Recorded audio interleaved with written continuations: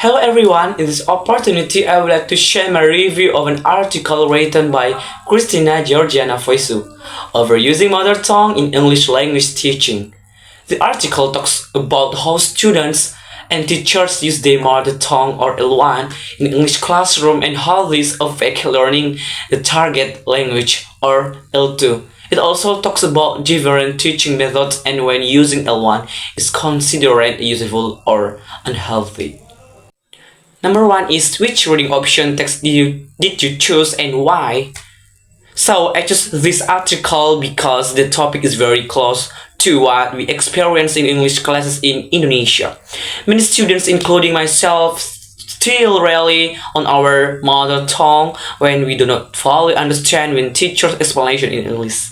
So I wanted to know whether the habit is actually good or not. Another reason is that this article gives a balanced viewpoint. It does not only criticize the use of L1, but also explain L1 can support learning. The discussion is clear, detailed, and based on real teaching practice, so it really caught my interest.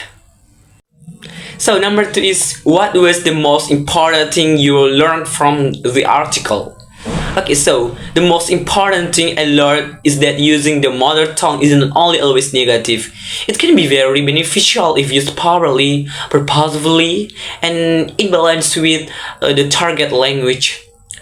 The author explained that in the past, many teachers believe in the English-only approach, but nowadays the thinking has become more flexible. L1 or language 1 or mother tongue can help students understand difficult grammar, build confidence when speaking, save time in explaining complex concepts, prevent misunderstanding in instruction or text. The article also presents three main approaches. Point 1 is monolingual. L1 should be avoided. Point 2, bilingual. L1 can be used for learning, and point 3 is balance, mostly L1 and L2 only when necessary.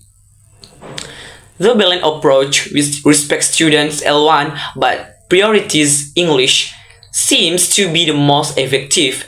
The authors stress that L1 is a tool, not something that blocks learning unless it is overused.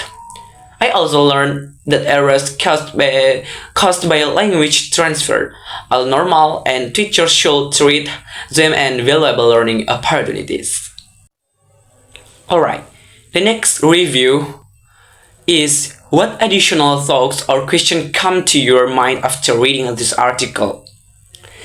This article made me think about several things. First, I wondered how teachers can keep balance. If the students depend too much on L1, they may become passive in English. But if L1 is totally banned, students may feel anxious and afraid to participate. Second, I realized that L1 also helps psychologically. When we feel safe using our native language sometimes, we are more willing to try speaking English. I also become curious about whether students in other countries face the same issue. For example, do countries whose language is closer to English like Dutch or German rely less on L1?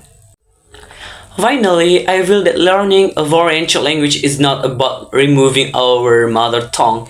Instead, it's about gradually developing the confidence to think and communicate in English more often.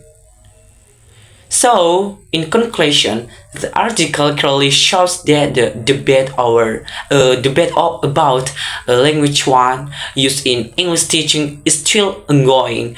Some teachers overuse it, while others refuse to use it all.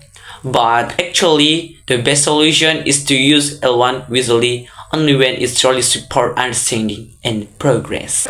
This article helped me realize that learning a language should be flexible and comfortable. We can still use L1, but English should remain the main focus of communication in the classroom. When these elements are balanced, students are more likely to succeed. Okay everyone, that's all for me. Thank you very much for listening my review this article. Bye.